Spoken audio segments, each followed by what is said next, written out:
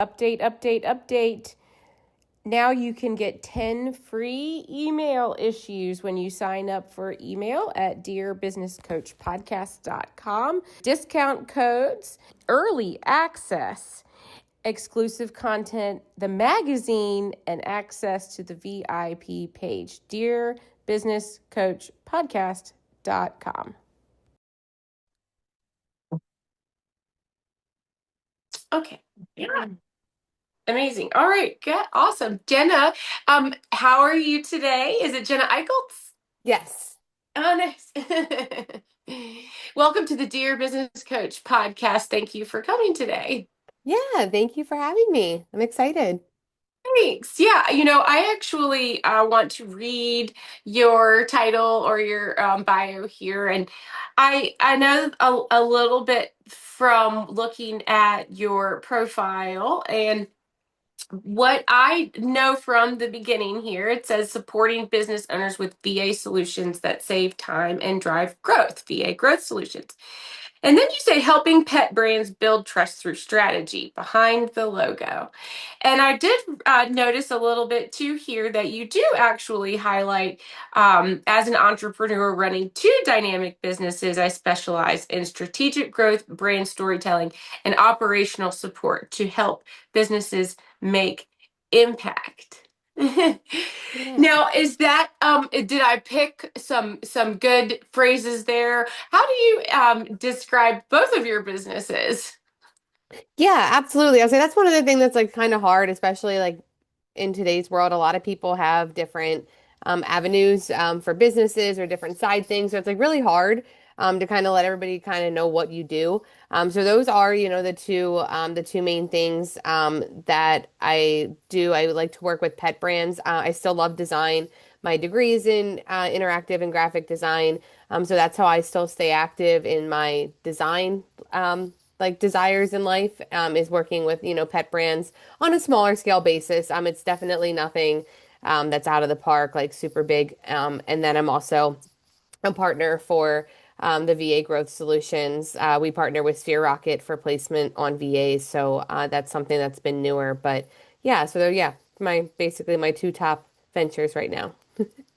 Well, that's really, really well written because I don't think that a lot of us, myself very included, do a good job of capturing how these different sides of our expertise come together. And so many people have all kinds of projects. I mean, even if you are a full-time employee, Yeah. part of your job might be to face off to be the face of a team or a specific agenda within your company, and so all of these things have to be shown somehow in order to express what kind of a professional you're talking to and fuel the conversation. So that is, to me, part of why you want me to know that, right? Is that that's why I can look to you as a strategic partner.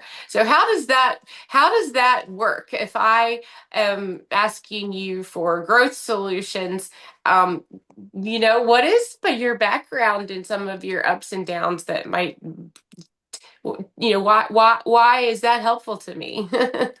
Yeah, obviously, yeah, I think a lot of it has to do with running my own business and my own operation kind of on my own and finding those like leaps and bounds where, I was kind of struggling in the areas that I kind of ex succeeded in and then trying to figure out, what help looked like once I got to kind of my max level as an independent individual person and, needing some more help. So, um, getting on board with VA Growth Solutions, that was just kind of from my own pain points that I had in my business and why I hired a virtual assistant. And now, I'm in just a space to meet other business owners like me who've reached that individual cap and are, ready to figure out how to delegate some help out so that they can, grow a little bit depending on what they're looking to do, whether they want to stay small as independent or, really bring on employees.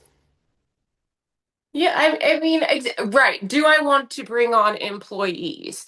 That was a huge struggle for me, and the answer would still be no, Yep. and I need help. So what do I do? Yep. Yeah, exactly. And that's kind of where I was at.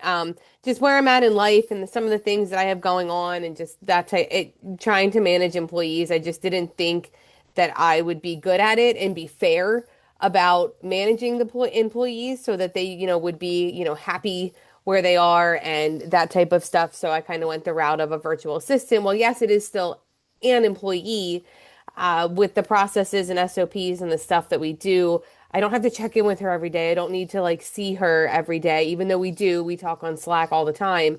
It's one of those things where it's like, if I have to step away or whatever, I know, that things are being done and I'm not necessarily needing to manage a lot.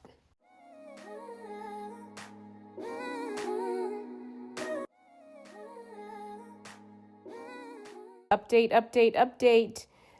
Now you can get 10 free email issues when you sign up for email at dearbusinesscoachpodcast.com. Discount codes, early access, exclusive content, the magazine, and access to the VIP page. Dearbusinesscoachpodcast.com. Yeah, I have that concern. What is my role as the person who brings on an assistant? I really because I do think of another person as an expert that I'm putting on my team, and so I'm trying to figure out as an individual what's my balance with that person. So you just said something really interesting, managing an employee or managing employees. And so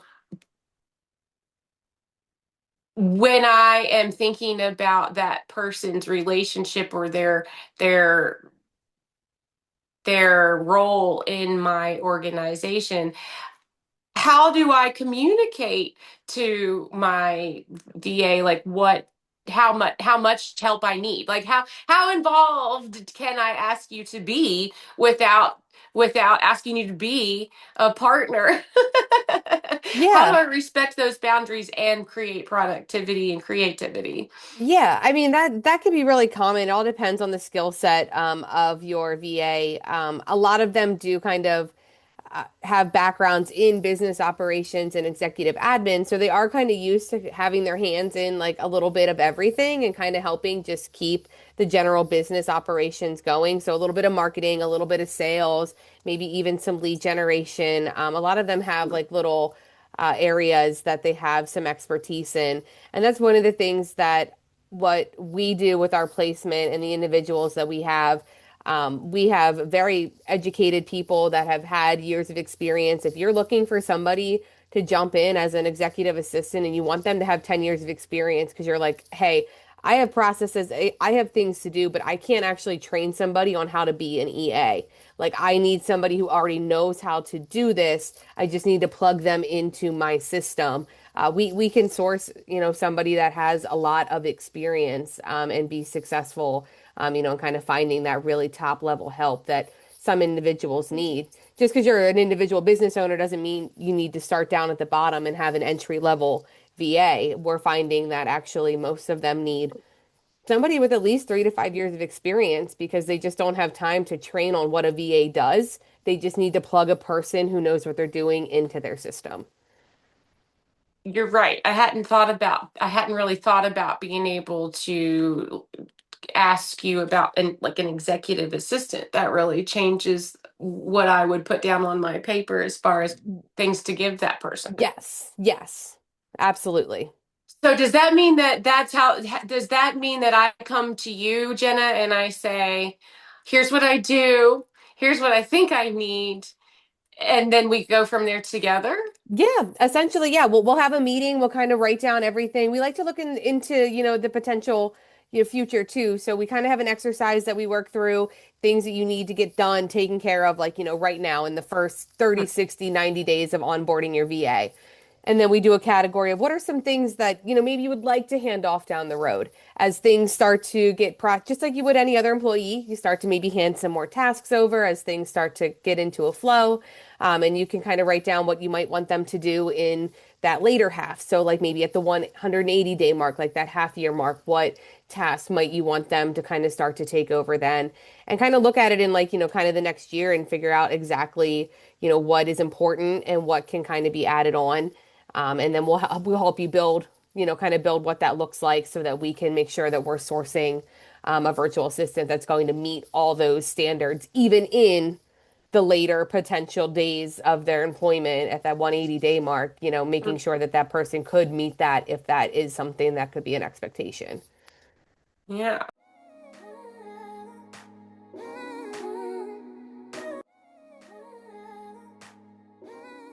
Update, update, update.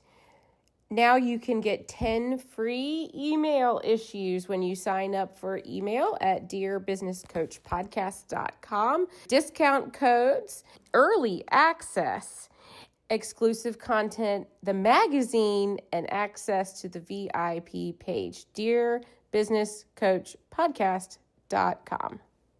I mean, what I think that you have, uh, you said something very important there about this realistic timeline.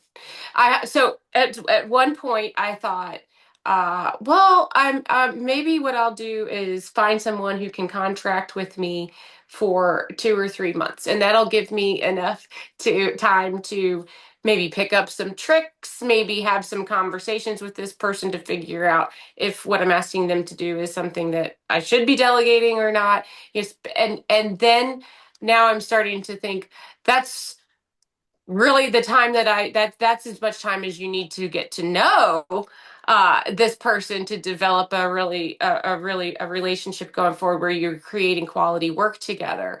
So now Yes. I think about it differently. So you said about 180 days. So yeah, so what's a realistic expectation for that relationship at 30, 60, 90 days? Yeah, so we do have like a chart that we help our clients with their success manager helps them, walks them through the 60, 90 days as far as calls go and check-ins and all of that stuff. And we just make sure that, the basic tasks are being taken care of. Within the first 30 days, your VA should have access to everything you need her to have access to, Hmm. whether that's, Gmail, your Canva account, your LinkedIn, just all of that type of stuff, setting up some basic boundaries. How would you like to be communicated with?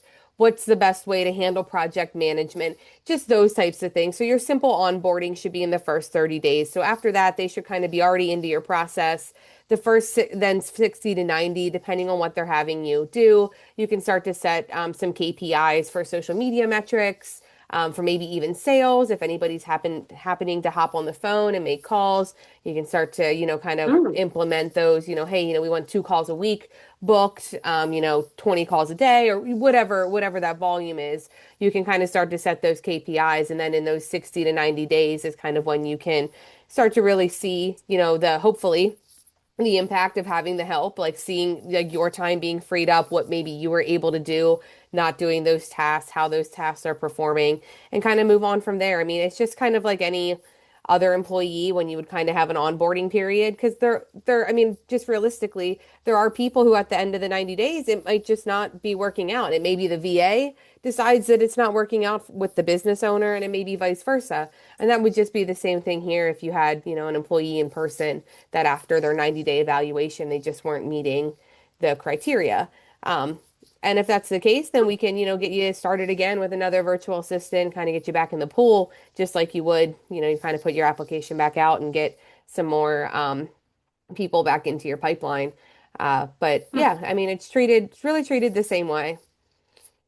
It's well that that is actually something that is a misconception. And when we use the verbiage and the vocabulary, VA virtual assistant, I forget that I am able to develop projects with this person Yes. that can grow. It's Yep. so because that virtual assistant title gets me thinking about organize or thinks me gets me thinking about charts and schedules and social media planning and maybe forecasting, but I don't know that I hadn't really thought about involving that person in the creative process and the goal making and or the goal setting. And so you're saying that I could even be asking your a person from your organization to go get on the phone for me. Yeah, yeah, absolutely. Yeah, we do have people. The Philippines, they do have wonderful, they speak great English. That is always like that's like the number one question that we always get from Yeah. people. I mean, they're wonderful. They have great customer service. Everybody, I mean, we've had the best experience over there, and a lot of people are becoming a lot more receptive when they say that they are Filipino or they are from the Philippines, because there are still those people who would prefer to speak to somebody here in the U.S. that has good English. But if you think about it, I mean, you have Boston accents, you have New York accents, you have Southern accents, so. I mean, we Right. do have different dialects here too that sound different to us on the phone. So, Yeah, no, absolutely. Yeah, I wouldn't be the best person in service. I'm too slow. My my diction's too slow. yeah. Yeah, right, exactly. And I would yeah, I would prefer protocol. Well, and actually what about okay, so I'm going down a rabbit hole a little bit, but these are actual misconceptions that I have personally had when thinking about would a VA work for me or not, or is that does that even make sense for me? And you you actually let's see here. You got me giggling about my southern accent, and now I lost my train of focus. But yeah, so okay, so we have access to people who have all kinds of background and experience. So it's most likely that I'm going to be able to get paired with somebody who will meet goals that I have. So if I do need somebody in marketing and sales experience, you're going to figure that out when you start asking me questions. Yeah, yeah, and we have a very vetted process over in the Philippines because we do have a headquarters over there. So we do have a very high vetting it does we don't, accept everybody. We do have I would say a decently lower acceptance rate because we are looking for, top level experience. This isn't the Upwork entry level Mhm. VAs. We are looking for people to really be top tier. So we do have a very rigorous vetting process for the virtual assistants before they can even get into our pool of available candidates. Okay, well, that's actually not something that I had thought about before. As what is your process for vetting folks? But okay, well, I that actually is another question that I would have about like what kinds of how specific can I get about tasks that I need? So, for example, Yeah. if I want help with video or if I want help with sales, those are two, they're on the opposite end of skill sets. Um, a video can be simply technically putting something together, or you might have to have a marketing or sales lens on it. Mhm. So if I'm paired with a professional and I start to find out that maybe there's a couple different kinds of things that you can do, can my VA help me outsource further? Yeah, yeah, absolutely. They are, they can let you know any of the skill sets they have. I mean, I know even some of them are open, if they're interested in those types of things, they'll be open to, watching some YouTube videos and maybe figuring out how to do it on, a very basic level. I mean, of course, you can't expect them to like, be an expert. But a lot of them do have, some backgrounds and just kind of fun in just the digital world. So when it comes to videos, to graphics, to um, messaging and all of that type of stuff, it's just kind of things that seem to be an all-encompassing like skill set that we see a lot of in our candidates that we vet. Okay, now what about you?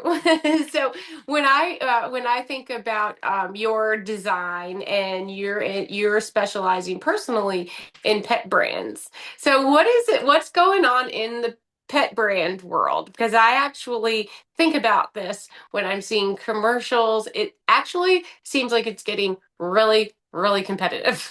Yeah, yeah, absolutely. And I mean, it definitely is. I mean, it's one of those things now that people are starting to say that the millennials and younger, a lot of them are not actually having kids as much.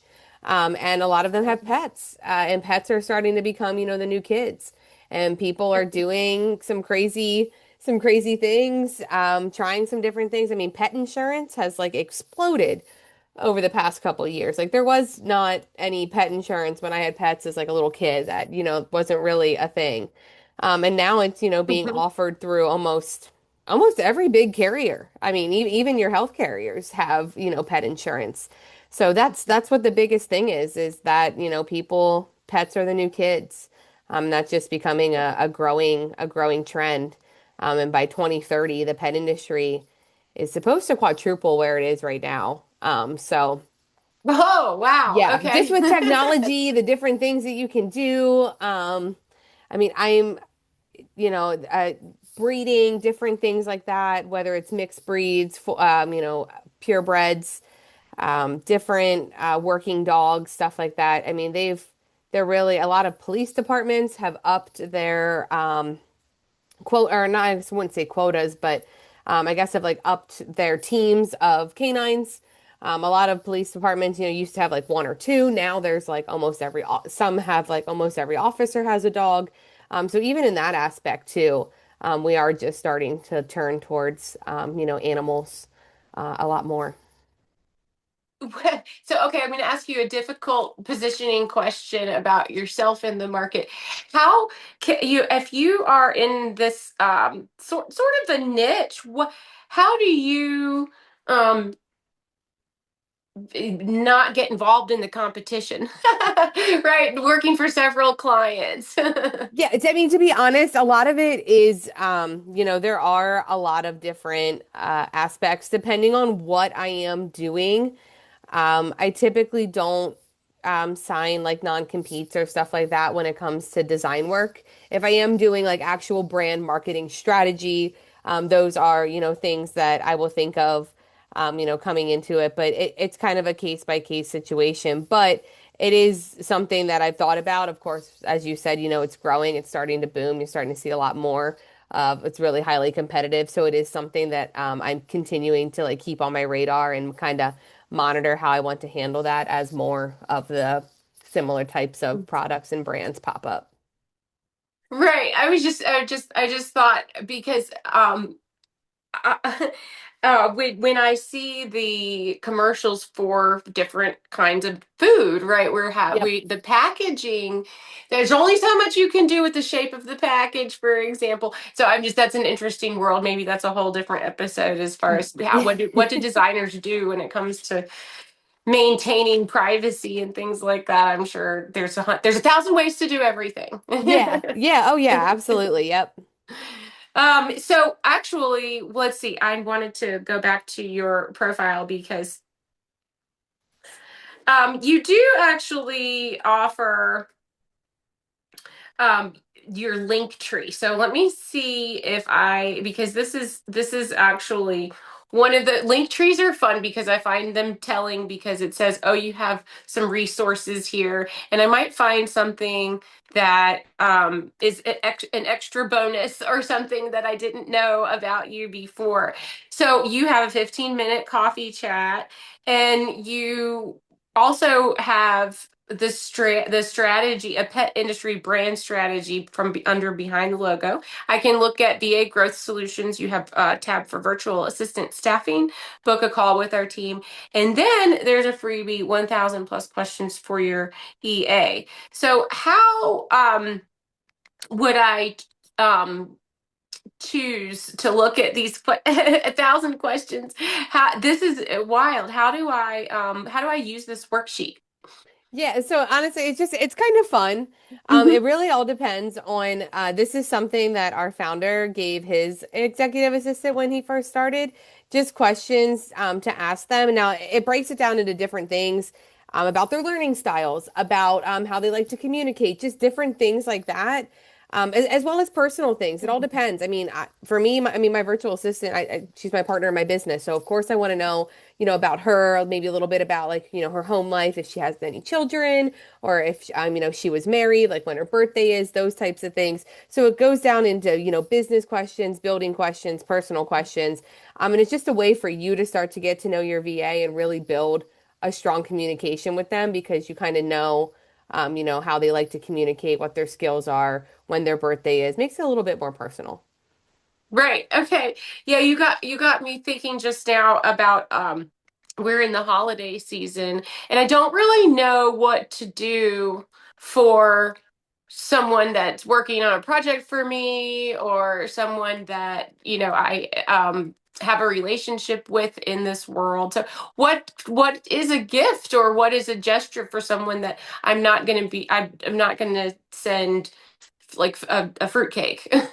Yeah. Yeah, I mean, it really all depends. I mean, of course, one of the biggest things is always like, being like some sort of bonus or something at the end of the year. That's always usually what a lot of people want as like a top thing. But I usually try to for just myself and kind of my clients and who I work with, I kind of put them into tiers as into kind of what type of client I guess I consider them. If they're one of my top, paying clients or if they're on the lower scale and kind of just, work through that way, and kind of figure out like a tier system where it's like maybe the lower ones get like a card with like a little gift card or something for like Starbucks, and then like the next tier up, maybe they get like an actual like little like gift with like a mug.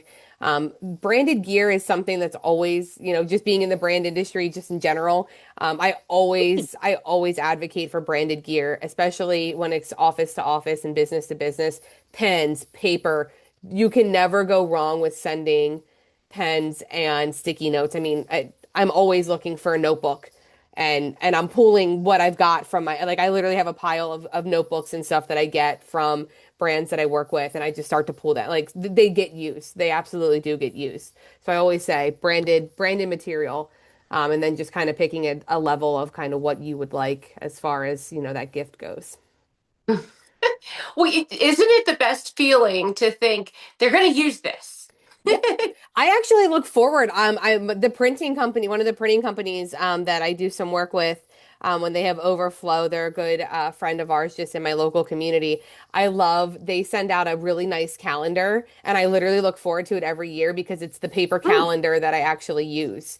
And there was one year the mail like just ripped it. I was so upset about it. All I had to do was email. She was like, "Oh my God." She was like, "Next time you're in, come in." And she was like, "I'll give you one that's like not destroyed because I actually looked forward to that and I want to let them know, hey, you keep sending these calendars out. I look forward to this. Like I look forward to having that calendar on my desk every year."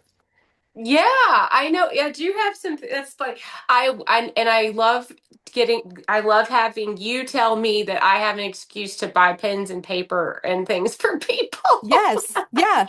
Literally. I mean, it's one of those things like, yeah, you always see them as handouts, but honestly, that's why you always see them as handouts. You can always grab a pen. I mean, there's so many times where I have pens in my purse. I always pull it out. I'm like, huh, wonder whose pen this is. Like, what pen got in my purse this time? Or how did it get there? Like, pens and paper. I mean, I love office supplies, but those are my top two things. I use them a lot and they definitely all get used. That's really good. Okay, I like the idea of a bonus because going the from I guess boss to tasky, whatever Yeah. your roles are. I really do like the idea of a bonus, and it's funny, I don't think about that kind of like it's not a gift card. Okay, so this Yes. is Yeah. different because right, I don't. They have different gestures. So a bonus to say this is cash, that is to say thank you for your work and um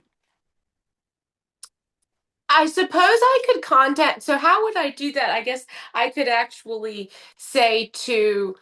um to you or the overarching organization, how do I pass this financially speaking, right? Yeah. Is that an appropriate question to Yeah, ask? so I will say, kind of just depends on, who you're working with. I know, so something that the Philippines do, that some of our business, now it is optional again, bonuses are always optional. It can be off of performance.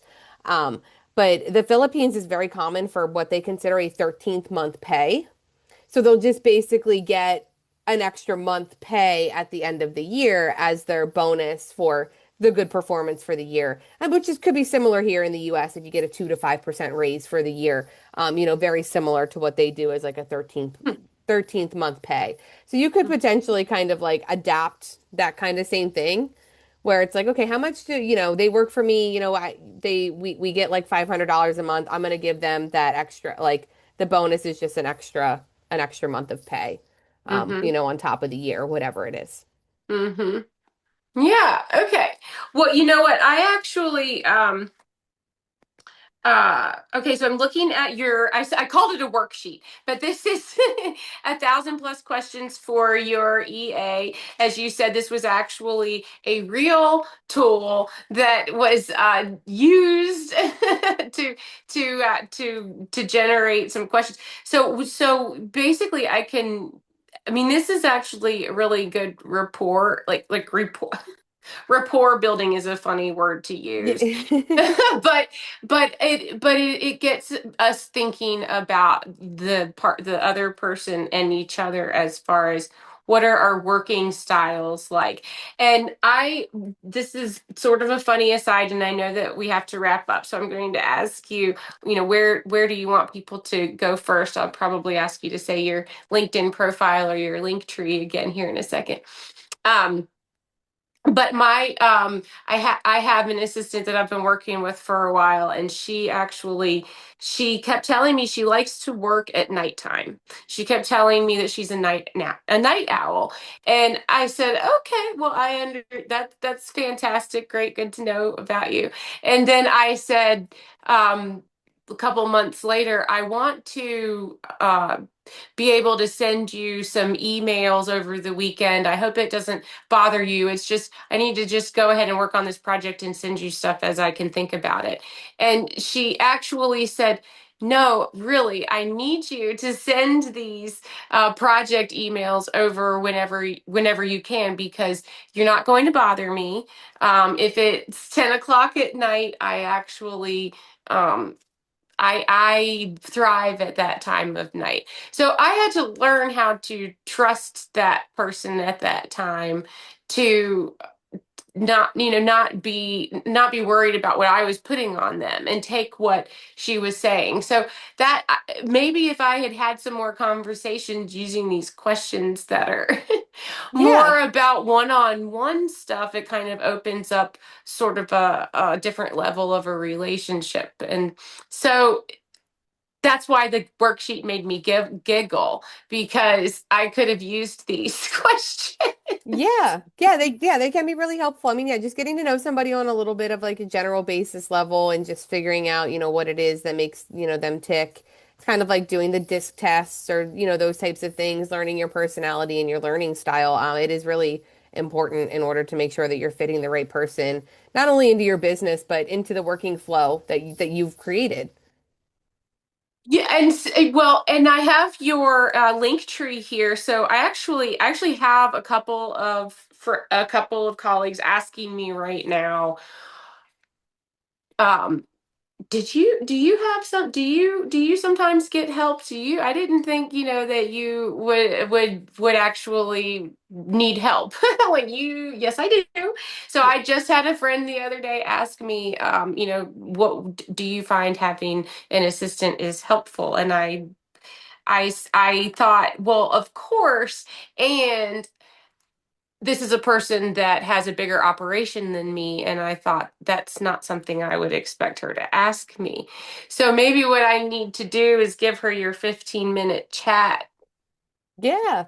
Yeah, I was gonna because say, yep, that's the best way is just I would say that would be probably my main link for everybody to kind of click is just to have a 15-minute chat with me just to kind of talk about, your business, get to know each other a little better. I mean, if you'd like to jump all the way and get right on with our team, that's fine too. But just know that if you are on that, you're getting ready for a complete demo of what we do and what we offer. Yeah. No, yeah, so that's why I went right to that fifth def or the first thing I see is the 15-minute Yeah, call. So that's why that I makes it try to really put that at the easy. top. Yeah. Yep. Okay. Well, Jenna, thank you. And that's Linktree / Jenna Eicholtz, JennaEicholtz, and book a 15-minute coffee chat. I thank you so much for coming to the show. You've been here with me today on the Dear Business Coach podcast, and look out for your article highlight. And this podcast episode will be streaming on Apple and anywhere you follow podcasts. Sounds great. Thank you so much for having me. Thank you, Jenna. Talk to you next time. You've been listening to the Dear Business Coach podcast. My name's Elizabeth Walker, producer and host. Don't forget to subscribe to email. Thank you so much for being here, and find one thing today to move your business forward. Contact me at dearbusinesscoachpodcast@gmail.com. And as always, you are a superstar.